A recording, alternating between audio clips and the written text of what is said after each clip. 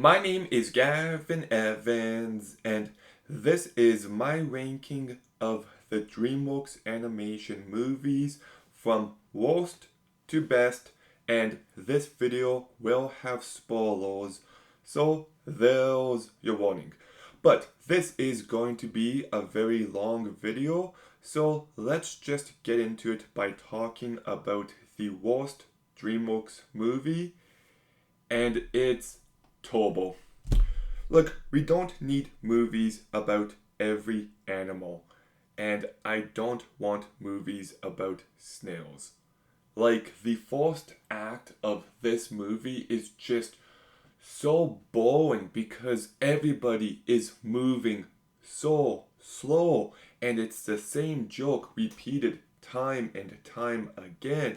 But then this character becomes super fast and there's no real conflict, and it's just boring to watch. It has every single cliche you'd expect it to have, and nothing is done well. I never cared about any of the characters or anything going on, and it's just a very bland and boring movie. So I despise this piece of shit, and that's why it's the worst one. The second worst one is Ruby Gilman Teenage Kraken. And I didn't mind the coming of age plot here, but everything with the Kraken royalty plot just completely lost me. And this is another movie filled with cliches. Well, the plot just doesn't work for me. It just doesn't click. I didn't find this movie to be emotional or funny, and it's just so forgettable. So I hated this movie, and that's why it's the second worst. The third worst DreamWorks movie is one from this year called Orion and the Dog. And this movie actually pisses me off because I loved the first 10 minutes. I thought it was clever, it was honest, it was funny, it was emotional, and I thought I was going to love this movie. But everything past those first 10 minutes is just so generic and bland and just did nothing for me. So I ended up hating this movie as well. The fourth worst DreamWorks movie is Shark Tale, and I just find this movie to be annoying. I hate Oscar as a character. He is so shallow and superficial, and I could never root for him here. I found Lenny to be annoying. So when I hate the two main characters as much as I do here, the movie just doesn't work. The animation is really bad in moments where it's just distracting. I felt like the story was so phony. I never believed that anyone would believe that Oscar is actually a shark killer. And most of the jokes fall flat. So, yeah, I hate this movie. The fifth worst DreamWorks movie is The Penguins of Madagascar. The North Wind Group is made out to be the smart, competent ones, and it pisses me off because they're anything but. Like, these are the idiots of the movie, and yet I'm supposed to be rooting for them? Absolutely not. And on top of that, this movie is just nothing new. I think it's a case of the Minions effect where these characters aren't meant to carry their own movie, and the last act drags so badly. Like, I just wanted this movie to be over. So, yes, I hate this movie, just doesn't work for me at all. Then the sixth worst DreamWorks movie is Spirit Untamed. And this movie does have its moments, but what really holds it back is the fact that the animation looks so terrible.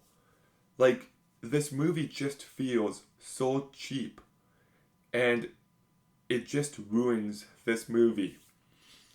And on top of that, I thought Jake Gyllenhaal's performance was really bad here. So lots of the character stuff didn't work either, so it's a really bad movie. The seventh worst DreamWorks movie is Shrek the Third. And this plot is just a mess because Shrek is avoiding responsibility by looking for Arthur, but then he has to accept responsibility as a parent, and I just don't really know what this movie is trying to say about responsibility. Like, should you run away from it or should you embrace it? And it just feels very unclear. The script is bad. There's just a few baffling moments. Like, there's one scene where they find Pinocchio in a box and they don't let him out until later in the movie. And I'm just thinking, why would you not let him out now? And I thought Charming was a terrible villain here, and the movie just isn't funny. Oh, and there's also a twist where Rapunzel is the villain, and it lacks any bit of weight. So, like, you can watch this movie and see ideas and characters that could have worked, but the script is just so bad.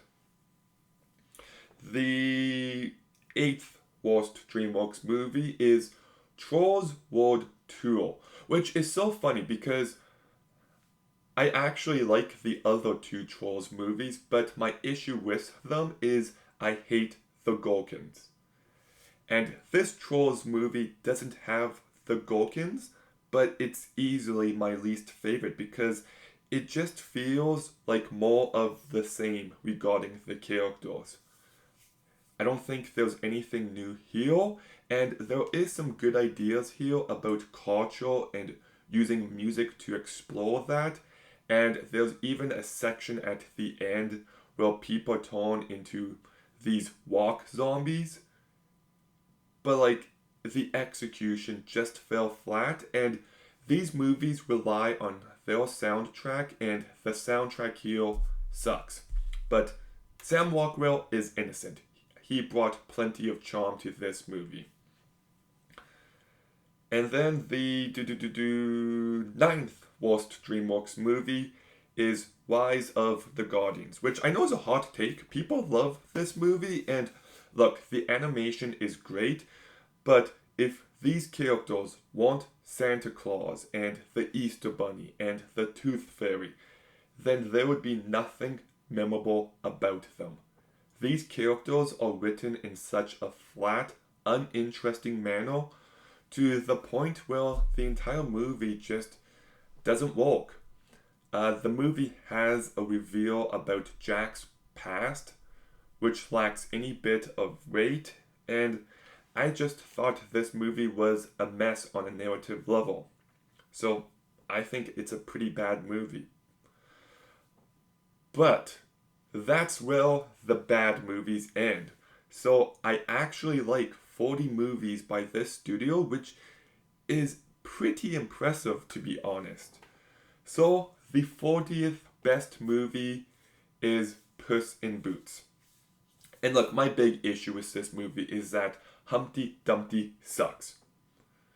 He is a terrible person. He screwed over Puss in Boots.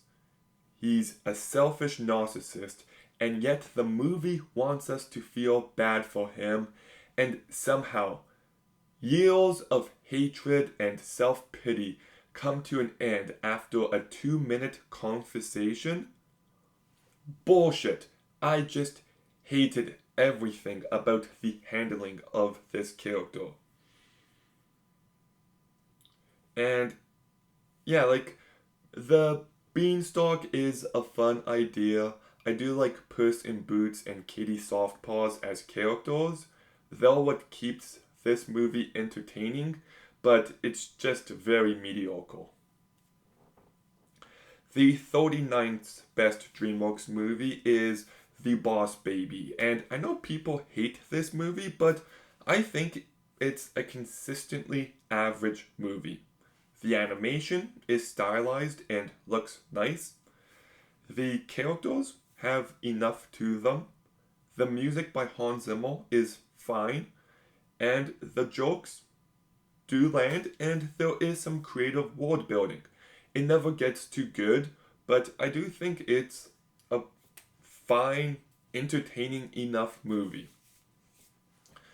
The 38th best DreamWorks movie is Home, and I actually kind of like the first two acts. Like, the story where he sends a party invite to these aliens is stupid, but I was still getting entertainment from the characters, and there is one scene where the song Towards the Sun is playing, and I think this scene is just fantastic. And, like, it's flawed, but I was enjoying this movie. But then the last act relies on the soundtrack way too much, to the point where every payoff felt like it was lacking. Like, just everything felt like it was cut short. So, it kind of ruins the movie a bit. But still, not bad. 37, 37 is Trolls Band Together. And once again, I just hate the Gherkins. These characters are so annoying, and anytime they're on screen, I can't stand this movie.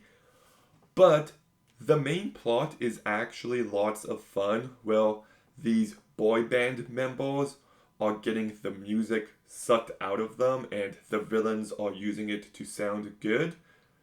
Like, I enjoyed that, and the ending chase, where Sweet Dreams and Fame are playing, is just a fantastic climax. And there's also some nice stylish animation, so it has its annoying moments, but I do enjoy this movie. The 36th best DreamWorks movie is Joseph, King of Dreams.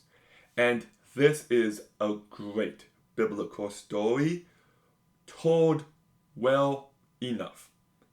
There's enough to the characters, there's enough emotion, but it never gets to that next level. And I thought the soundtrack was pretty bland for the most part. So that's why it comes in at 36. 35 is Abominable, which is perfectly fine. I like the characters and their relationships and how they change throughout the movie. But it's very cliche, it's nothing new, and it never gets above perfectly fine. 34 is Spirit, Stallion of the Cimmerian, and I know some people love this movie, and I thought it was pleasant.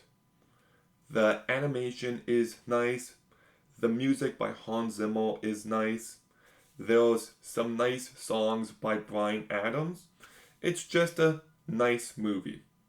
Not one I see myself going back to often, but I do think there is some great artistic value in it. 33 is Monsters vs. Aliens, and I do think this movie is entertaining, and I do like the last act where Susan loses her powers and the villain gets them, and she has to be rescued, and she's like flying around on those robots. Like, I really think it ended strong. But this movie's a play on so many horror properties like The Blob and Attack of the Killer Tomatoes and The Fly and Godzilla and Attack of the 50-Foot Woman, and I could go on and on. And yet, this movie just lacks any bit of an edge. It feels too sanitized for its own good, and I wish this movie had a similar feel that Frankenweenie had. And also, the humor sucks. Like, as a kid, Bob was the funniest character. As an adult, definitely not. So, enjoyable, but not great. 32 is Kung Fu Panda 4. And I know I gave this movie a 7 back in March, but I would drop it down to a 6. But I definitely do think this movie is overhated. Like, I'm okay that the Furious 5 weren't in this movie, and as someone who hates Awkwafina, this is one of her best performances. I like her character, and I like what she brought to her. I also do think this movie has some real depth about how Dragon Warrior is just a title. It doesn't really mean anything to most people, and how Paul has to be willing to move on to the next chapter of his life and become a teacher, and how he has to see potential in someone else, and how if you don't use that potential, then someone else could use it in a bad way. And I do like the way Tai Long is used about how he actually comes to have respect for Paul in this movie. But the writing definitely isn't as strong here. The movie never has a huge emotional moment like the first 3 movies have. And the villain is just terrible. Like, some good ideas there, but by the end, she just doesn't leave much of an impression. But all that said, Jack Black's cover of Hit Me Baby is just perfection. So I enjoyed, it's flawed, but it's not anywhere near as bad as people are painting it to be. The 31st best DreamWorks movie is The Road to El Dorado. And there is some nice 2D animation here. There's also some terrible 3D animation. I love the song, It's Tough to Be a God. The rest of the songs, not so much, but I like the plot. I like the story being told. I like these characters. I like what Kevin Kline and Kenneth Branagh bring to this movie. And there is some cool supernatural aspects to it. I like how this movie kind of deconstructs Mayans' beliefs in a very fascinating way. But the movie is building up this climax of these villains finding El Dorado, and it just never happens, and then the movie just kind of ends, and one character was going to stay behind, but then he decides not to, and I feel like it would have been a better arc if they did stay behind. And I don't know, the movie just becomes a mess in the end. So I still enjoyed, but it's definitely flawed. My 30th favorite DreamWorks movie is Trolls. Anna Kendrick, Justin Timberlake do a great job. I actually love the story with Poppy and Branch here. And some of the music is really great. I think the True Colors scene is just so beautiful, and I like the Get Back Up Again scene and Sound of Silence. And I would actually love this movie if it weren't for the entire second act. The second act of this movie sucks. The entire Lady Sparklefingers plot is annoying and just atrocious. So it holds the movie back. My 29th favorite DreamWorks movie is Puss in Boots: The Last Wish, which I know is a hot take. Some people really love this movie. But I got issues. I don't like the fact that the wolf is actually death. I thought he was much more fascinating as a bounty hunter who represented death. I think the movie doesn't deal with Puss embracing mortality. Instead, it's much more caught up in his ignorance and being a legend plot, which I don't think is that interesting. And the biggest issue is that the dog is fucking annoying. I hated this character, and he's in so much of this movie. But that said, the animation is beautiful. The colors and the environments just pop. I love how the environments are ever changing. That was such a great creative touch. The movie can be really funny. Some of the action, especially that forced fight with death, is just fantastic. And the villains are actually pretty great. Like, Jack Horner, is that his name? Yeah, I think so. He is so funny in this movie. And then I love Goldilocks and the Three Bears. There's some nice emotion there, and Florence Pugh just does fantastic work. And Death, he's still menacing. I love the whistling. So, like, this is a movie, well, I love some stuff, but I also hate some stuff. So that's why it's at 29. 28 is the movie Ants. And this movie actually has a lot of depth to it. Like, this is a movie about class and individuality. And I like the music by John Powell and Harry Gregson Williams. I think it's funny. Like, that first scene, well, he makes a breakthrough that he's insignificant, and his therapist is just like, "That's correct, you are." That's a great joke. And I love the last shot of this movie. Kind of reminds me of the ending of Men in Black in some ways. But yes, there is so much to love here. But the animation sucks. It is one of the first 3D animation movies, and you can tell. It is awkward, it is wonky, and that one scene in the bar just feels so off.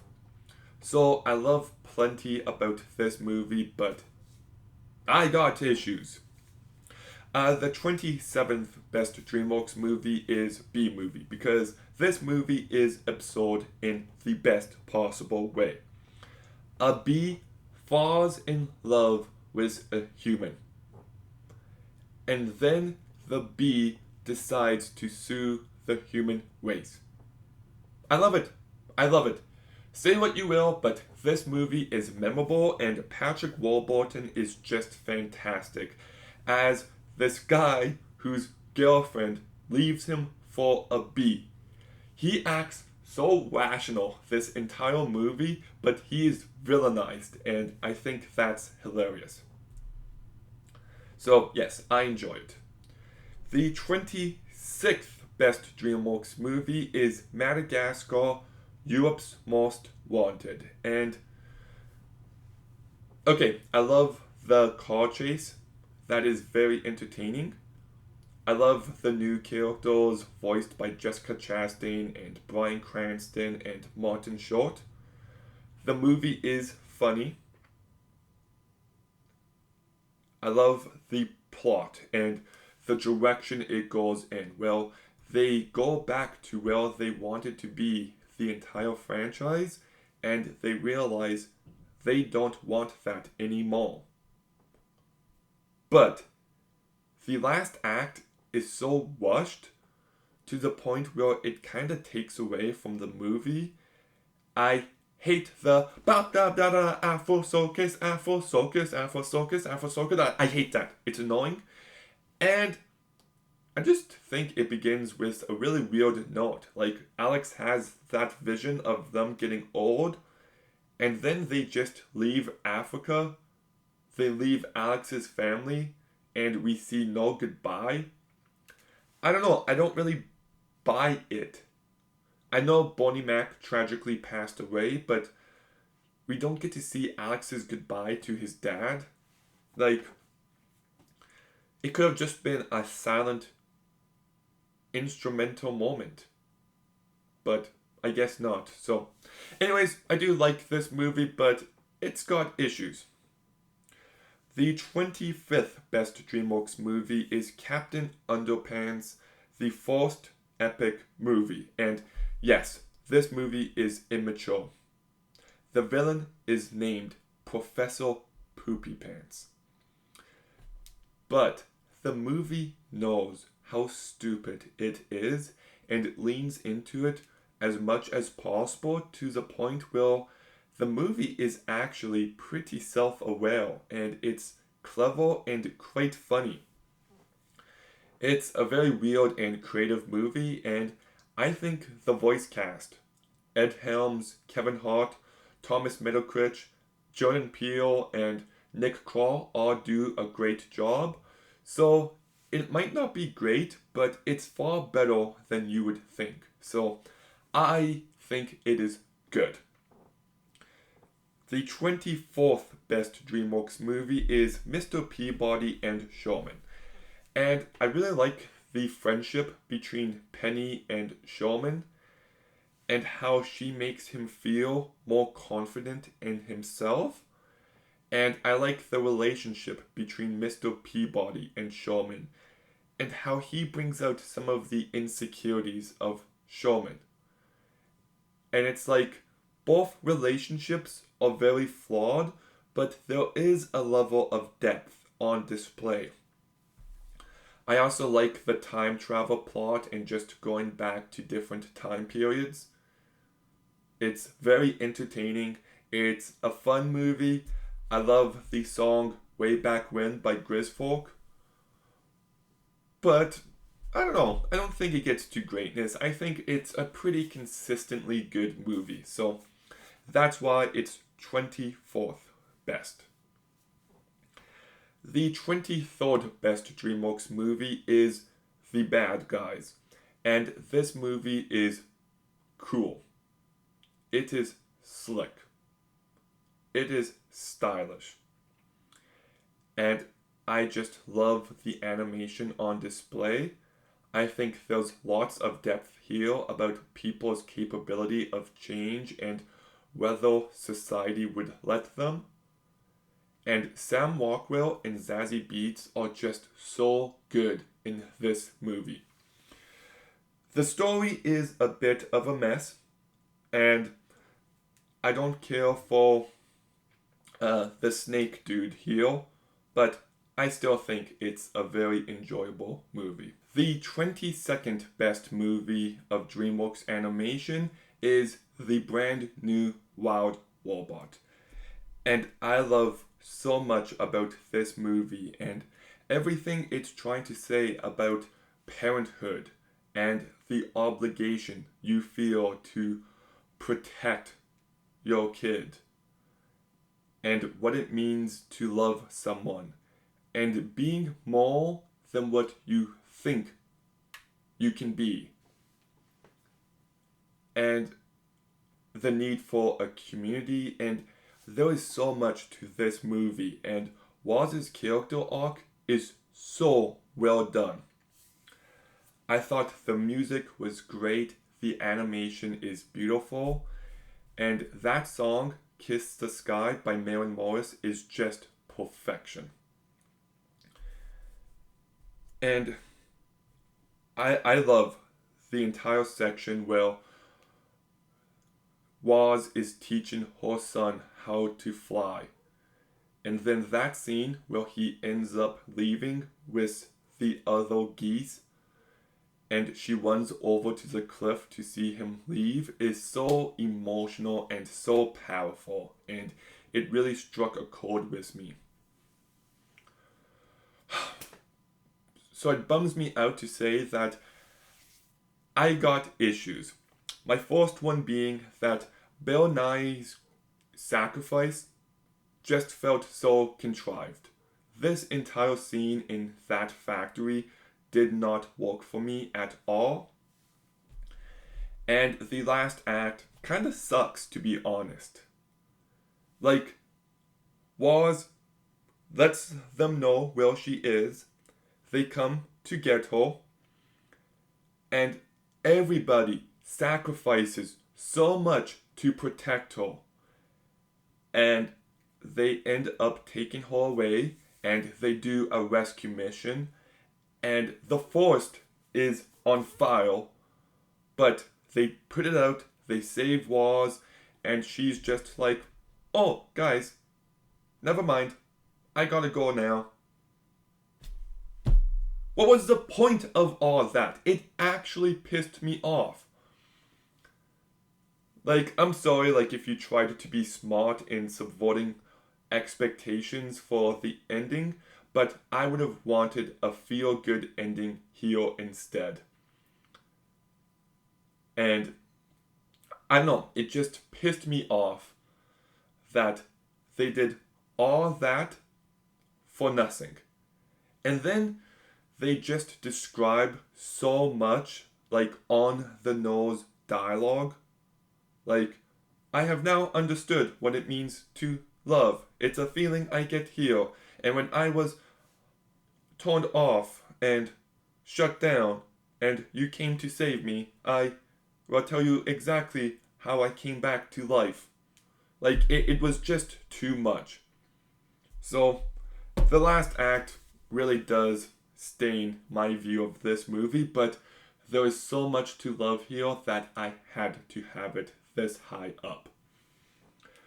The 21st best DreamWorks movie is Madagascar, and this is just a very entertaining movie. Ben Stiller and Chris Rock bring so much to their characters, and this is just a movie about being open to new opportunities and new experiences, and there's a nice plot. I think the ending actually has some real emotion to it. Well, Marty feels responsible for Alex reverting to his animalistic instincts, and that worked for me. The movie can be quite funny, and the side characters of the penguins and the monkeys and King Julian are just fantastic, and I also love the music by Hans Zimmer. So that's why it's my 21st favorite DreamWorks movie. My 20th favorite is Sinbad and the Legend of the Seven Seas. And I love a good adventure movie, and that's what this movie is. You've got monsters, you've got weird supernatural stuff, you've got new environments, and it's all very fun and exciting. I love the growth of the main character and how he actually becomes the person he's always had the opportunity to be. The romance is well done, and the voice cast is great. Brad Pitt, Catherine Zeta-Jones, Michelle Pfeiffer all do great work, and it kind of has that feeling of Treasure Planet in some ways. So, yes, I really enjoyed this movie, but the 3D animation sucks. My 19th favorite DreamWorks movie is The Croods: A New Age, and this is just a very entertaining movie. Nicolas Cage, Ryan Reynolds, Emma Stone, Kelly Marie Tran, and Peter Dinklage all give great performances. I love these characters. I thought the romance between Guy and Eve evolves in a really well done way. I thought the animation was good, and I like how this movie is about class and how it impacts the relationships in our life. It's not as good as the first movie. The music is a huge step down. It doesn't have the same emotional depth, and that Thundercats section is stupid. So definitely a step down from the first Croods, but still a very good movie. My 18th favorite DreamWorks movie is going to be a very hot take, and it's the biggest surprise.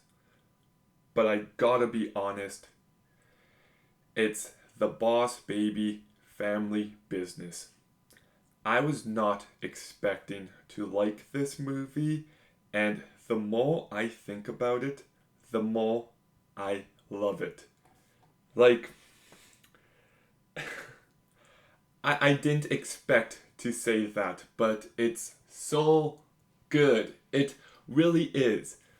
Like, it's weird and wacky.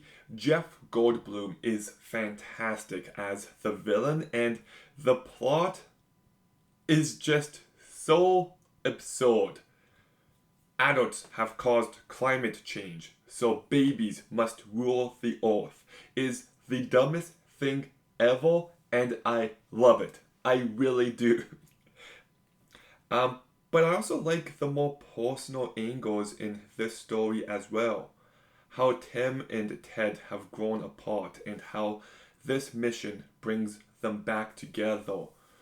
But even more importantly, how Tim is still learning to be a proper parent, and the relationship between him and Tabitha is so incredibly well done.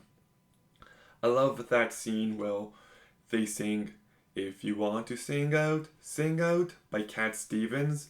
It's just a nice feel-good moment. But the scene where she sings "Together We Stand," it's beautiful.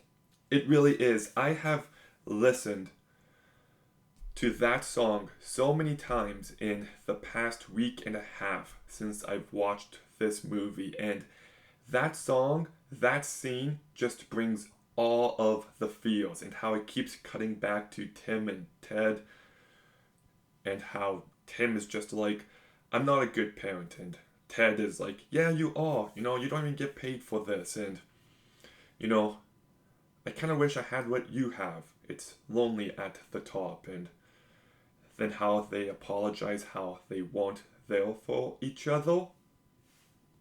I'm not gonna lie, it hit me in the feels. The Boss Baby 2 got me to tear up. I was not expecting that, but that is the truth. And even when Tim rescues Tabitha at the end, and she says, "I love you, Dad," and gives him a kiss on the cheek, come on, give me a break. So you know what? You haters of The Boss Baby 2 can hate away, but I will stand firm in my defense of this movie, and it's very good, and it's very good. I like it. Fuck off. My 17th favorite DreamWorks movie is Flushed Away. And I just love the plot of this rat getting flushed down the toilet, and he wants to make his way back up. It's just so unique, and I love the world building in the sewers. But what really elevates this movie is just how charming and funny it is. It's such an easy watch, and Hugh Jackman and Kate Winslet do such great work here, and I really care about their relationship as it develops. I thought Bill Nye and Andy Serkis were fantastic side villains. I even like Gene Russo as LaFrog. Love it. Shane Ritchie as Sid is also a great little side character who's barely in the movie. And I also love what this movie has to say about how hollow and artificial living an upper class life can be. That it's better to be in the sewers with a family that loves you than to be up above with no one. It works. It really does. And Jones joke is just peak comedy. The climax is a bit underwhelming, but I love everything else here. My 16th favorite DreamWorks movie is Kung Fu Panda 3. And I'll admit, this movie is messier than the first two, no doubt. But it does come together by the end. Paul becoming a teacher and just how Chi comes into play with not Paul taking the steps necessary, but everybody else around him is. And it shows you how much the people in his life have come to care for him. And the emotion lands. I think it's powerful stuff. And I love the supernatural aspect. How Kai is taking the spirit of people and he keeps them around his neck, around his belt, and they become his zombie slaves. Like, that is just fantastic. The villain, J.K. Simmons does a really great job. I love the fight scene between Kai and Shifu. And Bryan Cranston is a great new addition here. The movie can be funny, even though some of the humor falls flat. And the music by Hans Zimmer is just perfection. Do, do, do, do. Do, do, do. It's great. I love it. So, yes, it's got issues, but I still think the good outweigh the bad, and this is a great sequel. My 15th favorite DreamWorks movie might be a hot take, and I admit I have a soft spot for this movie. I grew up watching it, but it's Over the Hedge. Great cast. Just everyone brings plenty of personality to these characters, and I just like spending time with this family. I think it's a very entertaining movie. I think it's very funny and clever. Like, the way RJ explains how humans live is just so perfect. This is the altar where they worship food. This is what they do so they can eat more food, and he just goes on, and it's great. And I also think this is one of those movies where you know that the lies will be revealed. And when it gets to that point, I feel so sad for the characters. Like, when this movie needs to, it has so much weight to it. And I love the Ben Folds soundtrack. It adds plenty of personality to this movie. So, like, its ambitions might not be sky high, but I think this is a damn great movie. My 14th favorite DreamWorks animation movie is Megamind, and I always liked this movie, but on this latest rewatch, my love for it grew even more. Like, just what it has to say about who people want others to view them as versus who they actually are is very smart, and just how society's view of you and how class can have an effect on the life you choose to live, and how everybody has greater potential to be good. Like, it's very smart, and I think Megamind's character arc is so satisfying, and even his romance with Waxine Ritchie is well done. It's believable. I thought Titan was a great villain. How he's this guy who thinks he's owed stuff just because he's a nice guy, and when he's not given what he wants, he just snaps. Well done. I thought everything with Brad Pitt's character is really well done. The voice cast brings plenty of personality to these characters. It's funny and the action is good. Like, it's a great movie, so that's why it's 14th.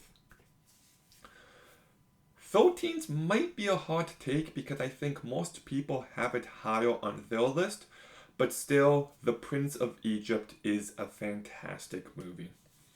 The story of Moses is just amazing, and it's brought to life so perfectly here, and I love the relationship between the brothers. It adds weight to everything going on, and I thought the voice cast was phenomenal. The animation is beautiful, especially at the end, and the music is really strong. Deliver Us is great, but my favorite song is when the slaves are leaving Egypt. That scene just gave me chills. So, yes, this is a fantastic movie. I love it. My 12th favorite DreamWorks movie is Wallace and Gromit: The Curse of the Were Rabbit. And look, this movie is just charming. I mentioned earlier that I wish Monsters vs. Aliens had a bit more of an edge to it, and this is what I mean. It is still very kid friendly, but it still has a bit of an edge to it, and it's hilarious. Good night, Gromit. I'm going to bed. I love so many moments of this movie, and I just love Wallace and Gromit and the dynamic between them. I think Ray Fiennes as the villain is great. I think Helen Bonham Carter's character is great. And it's just a movie I could watch any day in any mood. It is just so rewatchable and entertaining, and I love it. I really do. And Beware the Moon is a 10 out of 10 joke. Yes, I love this movie. My 11th favorite DreamWorks movie is another hot take, I think, but it's Shrek Forever After. And look, I just love this movie. I think there's some real honesty here in how Shrek has it all. He's married, he has 3 kids, he has a best friend, and he's living an upper class life by all means, and yet he's unhappy. He looks back on his independence way too fondly, and he has a chance to embrace it. And I don't know, I just love the story being told, and there's high stakes. Like, everyone and everything Shrek has done and come to care for could just disappear like that, and it would be his fault. And you want him to succeed so badly, and the way that Shrek and Fiona reconnect in this movie, it could have been easy, but it's challenging and it's difficult and it's so satisfying. And at the end of the movie, when Shrek tells Fiona as he's dying, do you know what the best part of today was? I got the chance to fall in love with you all over again. That just hits the feels. And it's just a movie about how you need to appreciate what you have. And I also love Rumpelstiltskin as a villain. I believe Walt Dawn voices him, and he just brings a unique, distinct personality. And yeah, I love this movie. And Shrek 5 hopefully is every bit as good as this one, if not the first two. But now we get to the top 10. And look, the top 9 are just 9 of my favorite movies ever. So like, DreamWorks has some high quality stuff. But my 10th favorite DreamWorks movie is Madagascar: Escape to Africa. And what I love so much about this movie is that it's a near perfect sequel. I like how it challenges the friendship between Alex and Marty. And that scene where he's able to recognize him, it's only because of the bite mark on his ass. And it's like the experiences we have together bond us. I also love the romance between Melman and Gloria. There is so much emotion and sincerity on display. And when he's willing to sacrifice himself to protect her, come on, it hits the feels. It really does. But this movie also gives us more characters. We get Alex's family. We get Alec Baldwin as the villain. We get what's his name? Moto. You know, like, there was so much more going on, and yet it always feels focused. I think there's some real emotion here as Alex is also reunited with his family, and the music is great, and it's hilarious. Is she dead? No. Love it. Whatever happened to the separation of the of the classes? That's a great moment. But my favorite joke is maternity leave. You're all male. Yes, it's great. I love it. So yes, it's a really funny, really entertaining, really heartfelt movie, and I love it. But now we get to the favorites, and it kind of pains me to put this next one so low on this list, but it's the way it is. So Chicken Run is my 9th favorite DreamWorks movie, and it's a prison escape movie but with chickens. And it is so smart. It is so funny. It's heartfelt, and it's so damn entertaining. I love these characters, and the voice cast brings them to life so incredibly well. And it can be fun and exciting, like that scene in the pie machine is just great stuff.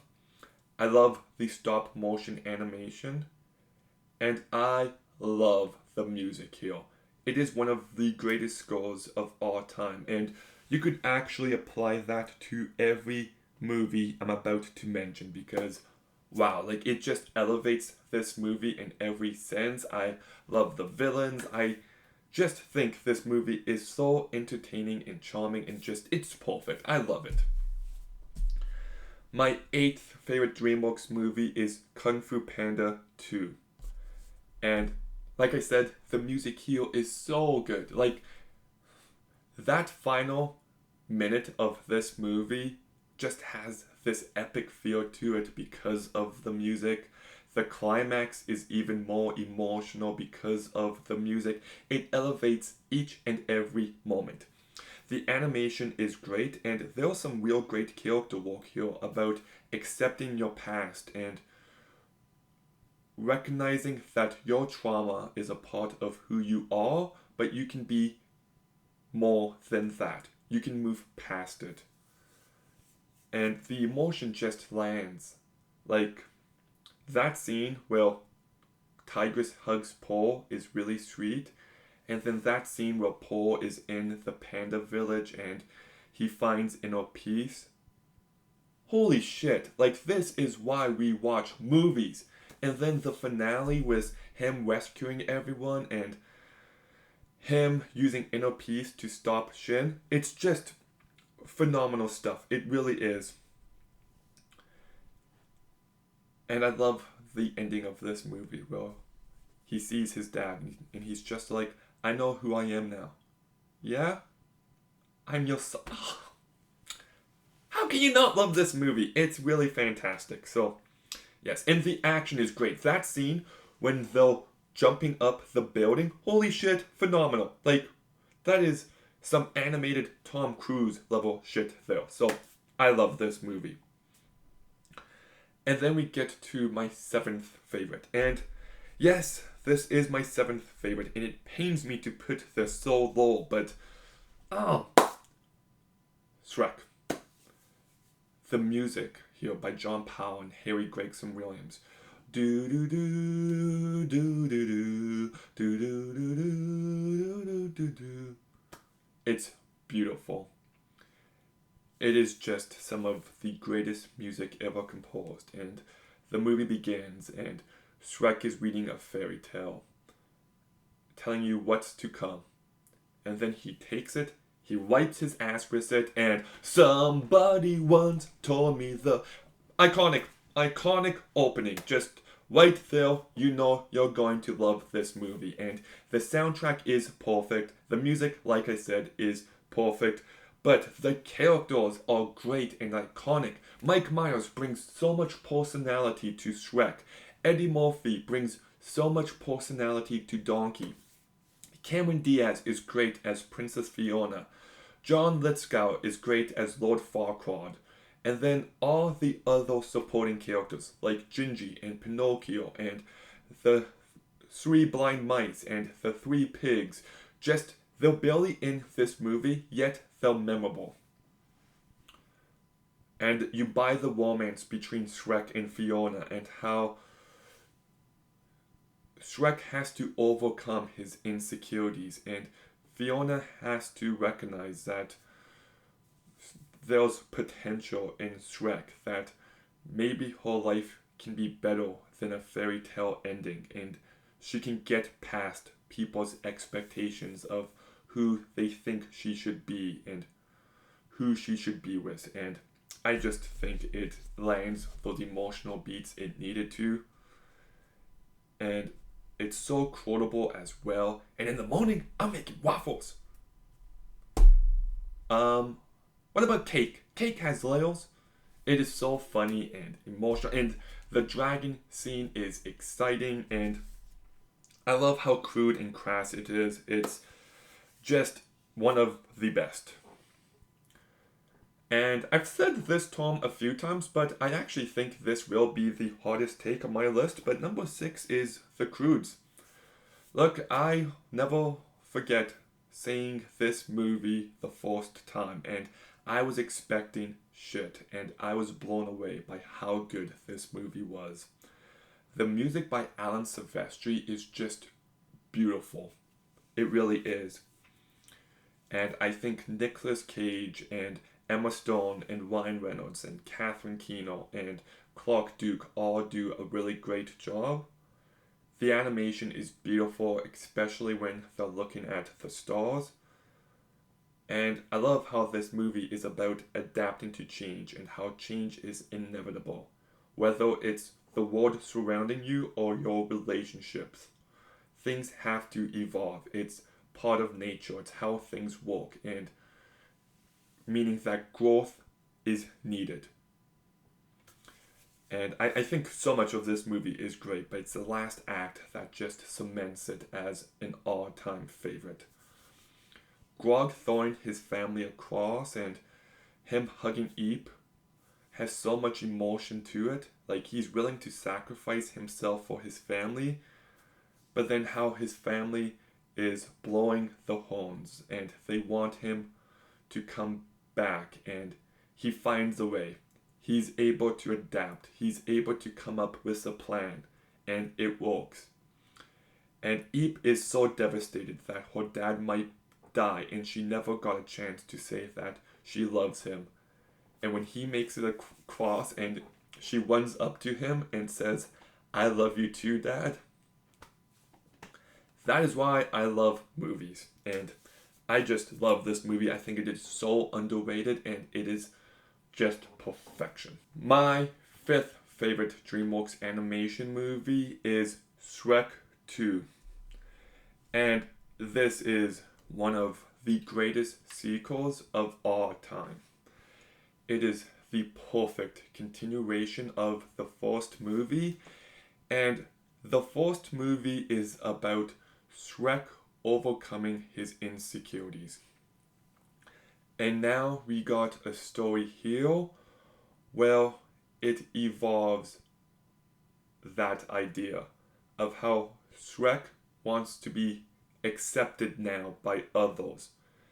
And there's a part of him that doesn't feel like he belongs in Fiona's story. And the way that this movie uses fairy tales and her diary to make it so personal for Shrek is just brilliant. That scene when he's looking through her diary is just heartbreaking. Because he just feels like he'll never be what Fiona wants him to be. He'll never be the man she's supposed to marry. And then we get the villain, Prince Charming, who is everyone's expectations of who Fiona should be in love with, but she isn't. And fairy godmother is trying to make sure that things stay on script as it is in the fairy tales. And she's just so manipulative and evil. And then you get this plot of how Shrek is willing to change himself for Fiona. And that scene at the end when they're about to kiss and she says, "With the ogre I fell in love with." And the music picks up. Come on! Like, the music here is just so good, and the character work is so good, and it's heartfelt, and it's such a brilliant movie. It really is. It's also hilarious. The soundtrack is iconic. I love the way this movie begins with "Accidentally in Love," but let's address the elephant in the room. The climax of this movie is one of the best of our time. Shrek and friends on Giant Gingerbread Man as they're rescuing Fiona, as the fairy godmother sings "I'm holding out for a hero." This is one of the most exciting climaxes ever. It is perfect. I love it. So, anyways, one of the best movies ever made? Yes. Yes, obviously. So, that's why it's number 5. It's only 5. Holy shit. My 4th favorite DreamWorks movie is Kung Fu Panda. And this is Jack Black's best performance because, yes, he's funny, but he also brings so much depth and pain to his character. Ian McShane is fantastic here. He plays one of the greatest villains of all time, and there's so much depth and so much personality that he brings to this movie. But it's Dustin Hoffman who really stands out to me here. This character is the one who changes the most, because at first he's arrogant, he's difficult, he's nasty and rude, to be honest. And it's this mindset that has created monsters like Tai Lung. And it's about him recognizing that there's potential in this panda, and him overcoming his inner flaws. And the way that he's able to train Paul is just so well done, and you believe it. And you just feel like there's so much weight on his shoulder of his mistakes with Tai Lung, but also how he hasn't learned since. And I think this is a brilliant script. I think Uguay is such a great character, and I love what he brings to this movie. The music is amazing, and there's so much emotion here. Like, Paul knows he doesn't belong and that no one likes him, and he's trying to be optimistic, and it's just fading. In that scene where he's like to Shifu, "How are you going to turn this into the Dragon Warrior? How?" It's well done, and the action is great, but the best scene in this movie is Shifu and Tai Lung fighting. The music is great, but just them talking to each other about how he filled his head with promises and with this sense of who he needed to be, and how it's coming back to bite him in the ass. It's just so well done. So, I don't know, I just think, I don't know, in some ways, I feel like this movie is what the prequels of Star Wars tried to do, about the Jedi's arrogance and about this someone that you love turning into a villain, and this movie does it much better in a tight 90 minutes. And I say that as someone who does like the prequels, by the way, but this movie is just on a whole other level. But now it's time to talk about the 3 best. And you might think it's boring. You figured it out, which are my top 3. I don't give a shit. It's my honest opinion. So, my 3rd favorite DreamWorks movie is How to Train Your Dragon 2. And when this movie begins, and it's dragon racing, it's great, I love it. But when the song Where No One Goes by Jonesy Plays and Hiccup and Toothless are flying together, this is what it means to love movies. And then Hiccup jumps off and he's able to fly by himself now, side by side with his best friend.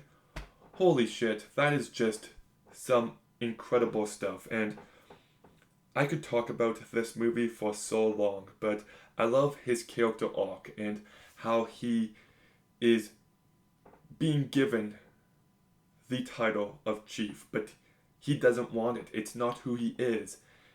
He thinks he's nothing like his dad. And then he meets his mom, and he's just like, holy shit, this is who I am. This is so easy. Oh man, like this just solves everything. And, in the first movie, he thinks he was right about everything, and he was, and he made the world a better place. But here, it's not that simple. He believes that what he did was good here, and he believes that he can change Drago's mind. And what ends up happening as a result is his best friend is brainwashed into killing him, and his dad sacrifices himself to save his son. And it is a heartbreaking moment.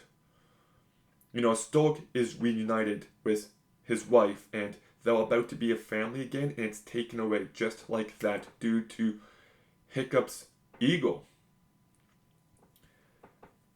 And when they're mourning, and Toothless comes up to Hiccup, and he's just like, no, go away. Oh my goodness, it breaks my heart. And then Drago is so abusive towards him, and they fly off, and then we get this beautiful funeral. Well, Hiccup realizes that now he is chief. That's just who he is, and it's not that he didn't want to be chief. He just didn't think he could amount to his dad's greatness, but he has to try. And I don't know, I just think the character work here is so strong, and when they go back and he brings Toothless back, their friendship is so powerful that he's able to bring him back. And this entire climax is just based on the love that these two have for each other, and it is some powerful emotional stuff. And this movie just has so much emotion to it. The characters are great. I love the romance between Hiccup and Astrid, and even the way they flirt with each other, and she's mocking him like, thanks dad, I got a whole day of goofing off to do. It's great, I love it. The animation is beautiful. The musical score, how did this not win an Oscar? It is just so good, and I could go on and on, but I have a full video, but this movie is just phenomenal. And that scene when he's flying with his mom and they realize just how similar they are, it is just a beautiful, beautiful scene. And I even love Eric's character arc too. Like this movie, perfection, I love it. My second favorite DreamWorks animation movie though is How to Train Your Dragon: The Hidden World. And one thing I love about this movie so much is that it is clear from the beginning just how this movie is going to end. It is predictable, and it leans into it as much as possible. That humans and dragons cannot be together anymore, and that Toothless and Hiccup have to go their separate ways. And the movie just builds up this idea for so long, and it gets you to enjoy the moments they do have, and your heart just breaks for what's going to happen at the end. It's inevitable. And I love that scene when Hiccup and Astrid are in the hidden world, and Hiccup realizes that they can't be together anymore. And then they get rescued, and we get this flashback of Stork grieving over his wife. And Hiccup as a kid goes to his dad, and he's just like, Dad, are you going to get a new wife? And he's like, no, your mom was the only one for me. With love comes loss. But in the end, it's worth it. And it's just a beautiful scene. And a bunch of action happens. And at the end of the movie, Hiccup and Toothless have to go their separate ways. And when they say goodbye to each other, it is heartbreaking. Just all this emotion, all this development between these two characters just comes into play here, and you feel the weight of it, and it's so sad. And right when you think you can't get any more emotional, we see Hiccup and Astrid get married, and you're just so happy for him, and it's a beautiful scene. And right when you think it can't get any better, it skips ahead years, and we see Hiccup and Astrid with 2 kids reuniting with Toothless. And right when you think it can't get any better, the movie ends with Hiccup and Toothless flying with his kids.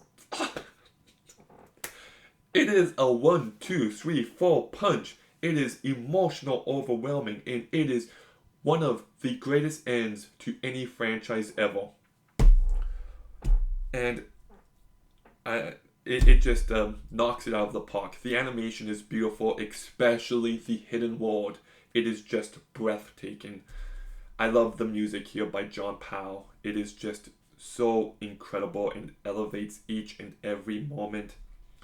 I think Grimmo is a good villain, but he's not a highlight of this movie. I do like how he's like, what if Hiccup did kill Toothless? But once again, not a highlight of this movie. I love the romance between Hiccup and Astrid. I really do. And how she's so supportive, even though she has his doubts. And that conversation they have at the end is just perfection. And the movie's also quite funny. I like that one scene where Hiccup's like to Toothless, don't get into relationships. It's nothing but pain and misery. And I do like the relationship between Toothless and the Light Fairy as well. So, yes, this movie's perfect. I love it. It's just phenomenal. But my favorite DreamWorks Animation movie and my favorite movie of all time is How to Train Your Dragon. This movie is visual storytelling with the greatest musical score ever composed, put together to just show you why movies need to exist. This movie is pure movie magic from beginning to end, and I am overwhelmed with emotions the entire time. This movie can make me feel angry, and there's sad moments, but it fills me with so much joy. Like that scene where Hiccup and Toothless are bonding over the piece of music, Forbidden Friendship, is just incredible. See You Tomorrow is a fantastic scene. Test Drive is just magnificent. You know, that section where they're falling down and Hiccup's on Toothless and he's about to crash into things and he throws away the cheat sheet and he just goes on pure instincts as the music picks up. It's like do, do, do, do, do, do, do, do, do. It's why I love movies. It is. I love this movie. The scene where Hiccup and Astrid are flying on Toothless together and Romantic Flight is playing. Like, it is one of the most beautiful scenes ever created. And there's so much more I could mention, but the one other one I'll mention is at the end of the movie where Hiccup and Toothless are back together and Stork apologizes and Astrid is falling and Toothless catches her and Hiccup's just like, did you catch her, bud? And Toothless looks down, he sees Astrid, he throws her up, puts her down, and the music picks up right then. It's just perfect. Like I said, it's why I love movies. I love these characters so much. Jay Baruchel should have been nominated for an Oscar for these movies. He's so good here and he brings so much personality to Hiccup. I love America Ferrera as Astrid and I love how they're romance begins in this movie. I love Gerard Butler as Stork, and that scene where he disowns his son is so heartbreaking, but I love his redemptive arc as well. Craig Ferguson's great. Jonah Hill, Christian Wiig, TJ Miller and Christopher Mintz-Plasse all do a really good job. The visuals are incredible. I love the world building. The opening bit of this movie, This Is Book, tells you everything that you need to know. And I just love the character arc of this guy who everybody thought was a loser. And yet, he's able to change everything. And it feels genuine. This movie can be fun and exciting. The action is terrific. And the story is just a masterclass in character development and setup and payoff, and it's just so smartly written. Like, it makes it look easy just how tight this movie is, and it just delivers in every emotion. I could talk about this movie forever, but I do have a very long review out for it, so I recommend watching that. But this is my favorite DreamWorks movie, and it is my favorite movie ever, period. But what's your ranking of the DreamWorks movies? Let me know in the comments down below. Make sure you like, comment, subscribe. Stay tuned for more videos soon. And Gavin,